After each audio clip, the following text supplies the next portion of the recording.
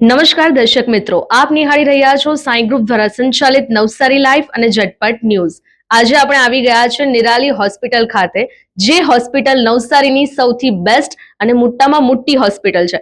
અને આ હોસ્પિટલમાં આજે સ્પેશિયલી આપણે એટલા માટે આવ્યા છે કારણ કે નિરાલી હોસ્પિટલની બેસ્ટ ટીમ એટલે કે કાર્ડિયાક ટીમની મુલાકાત લેવા માટે આવ્યા છે અને એમની પાસે હાર્ટ સર્જરીની બધી જ માહિતીઓ આપણે જાણવા માટે અને તમને જણાવવા માટે સ્પેશિયલી અમે આજે નિરાલી હોસ્પિટલની મુલાકાત લેવા માટે આવ્યા છે।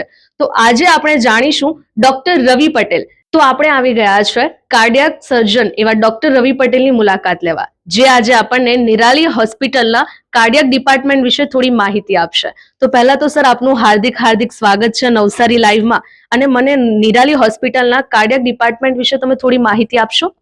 ઓકે, સો કાર્ડિયક સર્જરી અને કાર્ડિયોલોજી બે ટાઈપના ડિપાર્ટમેન્ટ હોય છે। તો આજે આંતરરાષ્ટ્રીય સ્તરે એ પ્રોટોકોલ છે કે કોઈ બી હાર્ટના સારા યુનિટમાં હાર્ટ સર્જન અને કાર્ડિયોલોજીસ્ટ 24 કલાક અવેલેબલ હોવા જોઈએ, જે આંતરરાષ્ટ્રીય સ્તરના હોસ્પિટલ્સ હોય। તો નવસારીમાં આ સ્તરની સેવાઓ નિરાલી હોસ્પિટલમાં અવેલેબલ છે, જ્યાં કાર્ડિયોલોજીસ્ટ અને કાર્ડિયોક સર્જન 24 કલાક અને 7 દિવસ અઠવાડિયાના અવેલેબલ છે। સો અહીંયા દર્દીની સારવારની આંતરરાષ્ટ્રીય ગુણવત્તા સચવાઈ રહે છે। નિરાલી હોસ્પિટલમાં આજે 150 થી 200ની વચ્ચે ઓપન હાર્ટ સર્જરી થઈ ચૂકી છે, અને નવસારીના જનતાને માટે આ આશીર્વાદરૂપ નીવડી રહી છે। સર, તમે કઈ રીતે નક્કી કરો છો કે પેશન્ટને સર્જરીની જરૂર છે કે પછી એને કોઈ ઉપચારની જરૂર છે? જ્યારે દર્દીને હાર્ટ એટેક આવે છે ત્યારે સર્વપ્રથમ એનું એન્જિયોગ્રાફી કરવામાં આવે છે। એન્જિયોગ્રાફીમાં બ્લોકેજ હોય એ પ્રમાણે હંમેશા કાર્ડિયોલોજિસ્ટ અને કાર્ડિયક સર્જન ડિસ્કસ કરે છે કે કઈ સારવારથી લાંબા ગાળે દર્દીને વધારે ફાયદો થશે, જે નિરાલી હોસ્પિટલમાં રેગ્યુલરલી થાય છે। અહીંયા કાર્ડિયોલોજિસ્ટ, કાર્ડિયક સર્જન, કાર્ડિયક એનેસ્થેટિસ્ટ આખી ટીમ દર્દી માટે ઉત્તમ અને શ્રેષ્ઠ સારવાર શું છે એ ડિસ્કસ કરે છે, અને પછી જ આગળ દર્દીની સારવારની સલાહ આપવામાં આવે છે। સો અમે અને આ એપ્રોચને કહેવામાં છે હાર્ટ ટીમ એપ્રોચ, જે આંતરરાષ્ટ્રીય સ્તરે રિકોમેન્ડ થયું છે કે હંમેશા હાર્ટ ટીમ હોવી જોઈએ, કે જેનો ભાગ હોય કાર્ડિયોલોજિસ્ટ, કાર્ડિયક સર્જન, કાર્ડિયક એનેસ્થેટિસ્ટ। સો એ આંતરરાષ્ટ્રીય ગુણવત્તા અમે નવસારીમાં નિરાલી હોસ્પિટલમાં એના ગુણવત્તાઓ મેન્ટેન કરીને દર્દીને સારવાર આપી રહ્યા છે। તો જ્યારે બ્લોકની સંખ્યા 2 થી વધારે અને જ્યારે કોમ્પ્લેક્સ હોય બ્લોક, ત્યારે મોટા ભાગના કેસમાં બાયપાસ વધારે મદદરૂપ નીવડતું હોય છે। જ્યારે બ્લોક ઓછા હોય અને એને સ્ટેન્ટથી આસાનીથી ખોલી શકાય એવા હોય, ત્યારે અમે સ્ટેન્ટ માટે સલાહ આપીએ છીએ। પણ અગેન આ ડિસિઝન અમે as a heart team Nirali hospital ખાતે લઈ રહ્યા છે, જે આંતરરાષ્ટ્રીય ગુણવત્તામાં રિકોમેન્ડેડ છે। તો હૃદય રોગના એવા કયા ચિહ્નો છે કે જેથી તરત જ દર્દીએ તમારી મુલાકાત લેવી પડે? એટલે બ્રોડલી હાર્ટ સર્જરીમાં હૃદયની બીમારીને 2 ભાગમાં અમે ડિવાઈડ કર્યા છે। એક છે કે જન્મજાત હૃદય રોગની બીમારીઓ, અને બીજી છે કે જે મોટા માણસોને થાય। મોટા માણસોને જે બીમારી હૃદય સર્જરી રિલેટેડ થઈ શકે છે, એમાં છે એક વાલ્વનો પ્રોબ્લેમ અને બીજો હૃદયની નળીનો પ્રોબ્લેમ। તો હૃદયની નળીના પ્રોબ્લેમ ઓબ્વિયસલી પહેલા દર્દી કાર્ડિયોલોજિસ્ટ જોડે જાય છે, પણ વાલ્વની બીમારી ધરાવતા લોકોને થોડું પણ ચાલવાથી હાંફ ચડતો હોય છે, પ્લસ એમની શક્તિ, જે ડેઇલી રૂટીન એક્ટિવિટીમાં એમને તકલીફ પડતી હોય છે, રાતે એ લોકો સીધા સૂઈ શકતા નથી। આ બધા અર્લી સાઇન્સ છે કે દર્દીને હાર્ટની બીમારી છે। તો જો કોઈ પણ દર્દીને આમાંથી કોઈ પણ સિમ્પટોમ હોય તો એને બેઝિક હાર્ટની તપાસ કરાવી લેવી જોઈએ। અને અત્યારેની પ્રવર્તતી સ્થિતિ પ્રમાણે કોરોના પછી અમે જોઈ રહ્યા છે કે નિરાલી હોસ્પિટલ ખાતે જ 31 વર્ષના 27 વર્ષના લોકોનું એન્જિયોપ્લાસ્ટી અને બાયપાસ થઈ રહ્યું છે। એટલે મારું એવું પર્સનલી માનવું છે કે ઓછી ઉંમરના લોકોએ, જેને ફેમિલીમાં હાર્ટની બીમારી હોય છે, એ લોકોએ સ્ક્રીનિંગ વર્ષમાં એકવાર કરાવી લેવું જોઈએ, જેથી હાર્ટ એટેક આવ્યા પછી, હાર્ટ એટેક આવતા પહેલા જો તમે એની ટ્રીટમેન્ટ કરો તો એ સારવારનું રિઝલ્ટ વધારે સારું હોય છે એના કરતાં કે જ્યારે હાર્ટ એટેક આવી જાય અને તમે પછી ટ્રીટમેન્ટ કરો તો સારવાર ઓછી ઇફેક્ટિવ હોય છે.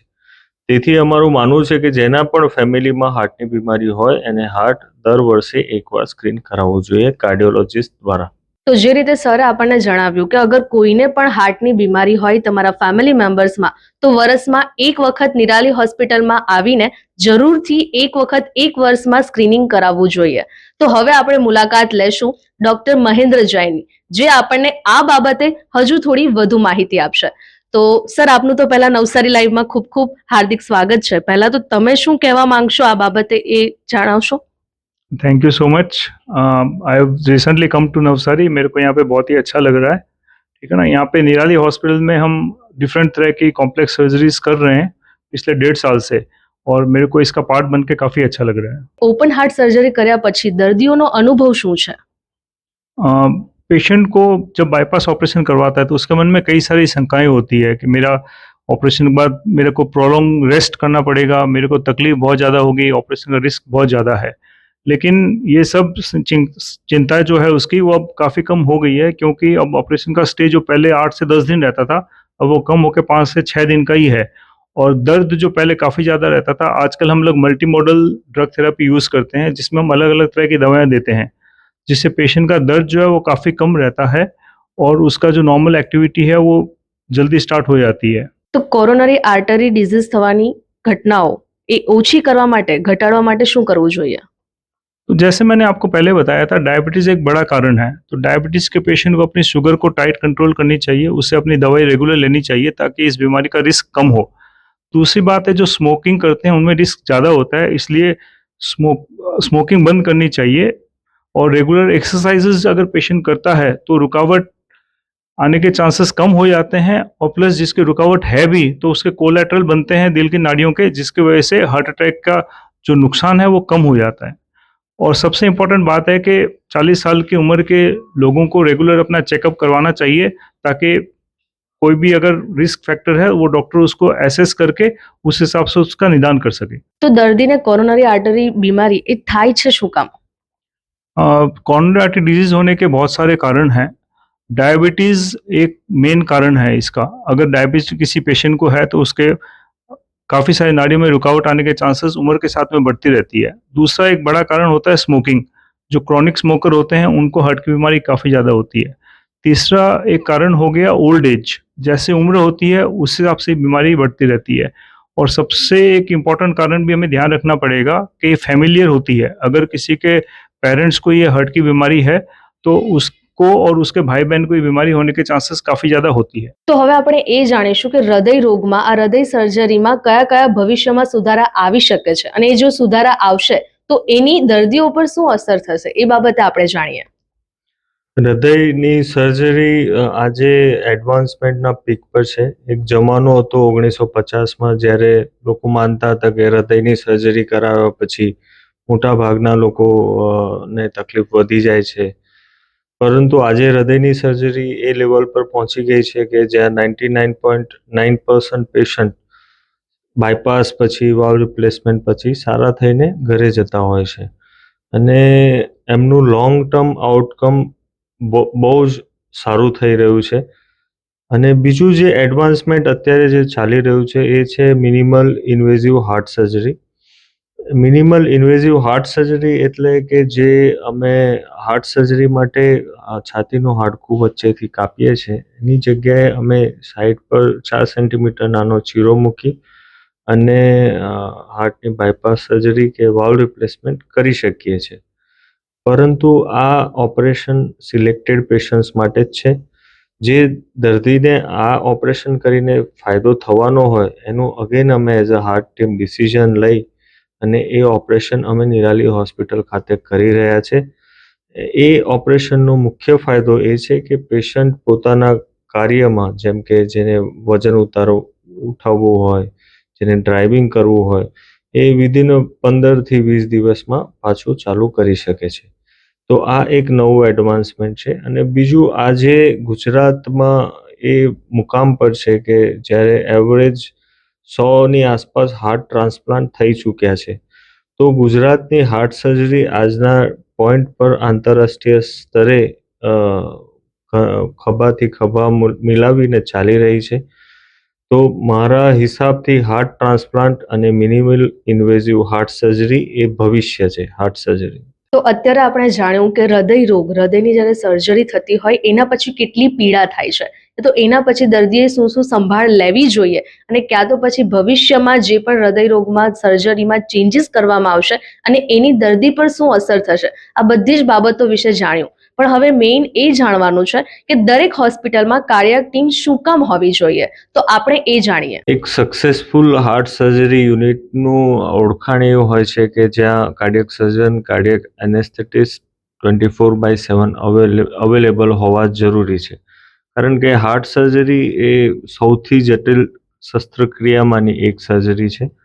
સો નિરાલી હોસ્પિટલ એ કોન્સેપ્ટ સાથે ચાલી રહી છે કે જ્યાં કાર્ડિયક સર્જન અને કાર્ડિયક એનેસ્થેટિસ્ટ અને કાર્ડિયોલોજિસ્ટ 24/7 પેશન્ટ માટે કાર્યરત છે અને અવેલેબલ છે. તો અમારો મોટો આંતરરાષ્ટ્રીય કક્ષાની સુવિધા નવસારીના જનતા માટે આપવાનો છે અને આવનારા વર્ષોમાં અમે એડવાન્સમેન્ટ સાથે નવસારીની પ્રજાની સેવા કરતા રહીશું.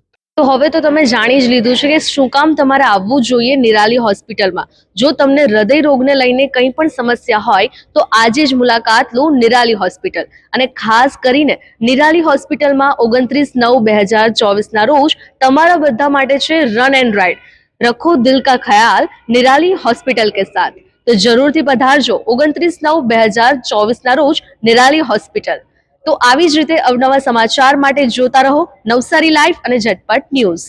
તમે તમારા સપનાનું કિચન બનાવડાવો, કારણ કે શું તમે તમારા જૂની ફેશનના કિચનથી કંટાળી ગયા છો, જે તમને સફાઈ કરવામાં વારંવાર મુશ્કેલી આપી રહ્યું છે, જેમાં જગ્યાનો અભાવ છે? તો આજે જ મુલાકાત લો અરાંચિયા કિચન, જ્યાં તમને લેટેસ્ટ મોડ્યુલર કિચન્સ માટેની વિશાળ રેન્જ મળી જશે અને સાથે જ અમારા ભવ્ય શોરૂમમાં એક જ છતની નીચે તમને કિચન વેરાયટીને લગતી તમામ સમસ્યાઓનું નિરાકરણ મળશે અને ખાસ કરીને સરળ હપ્તાની સુવિધા પણ ઉપલબ્ધ છે અને તમારા ઓછા ડાઉન પેમેન્ટ પર તમને આ સુવિધા મળશે. તો આજે જ મુલાકાત લો અરાંચિયા કિચન. વધુ વિગત માટે સ્ક્રીન પર દેખાતા નંબર પર સંપર્ક કરો.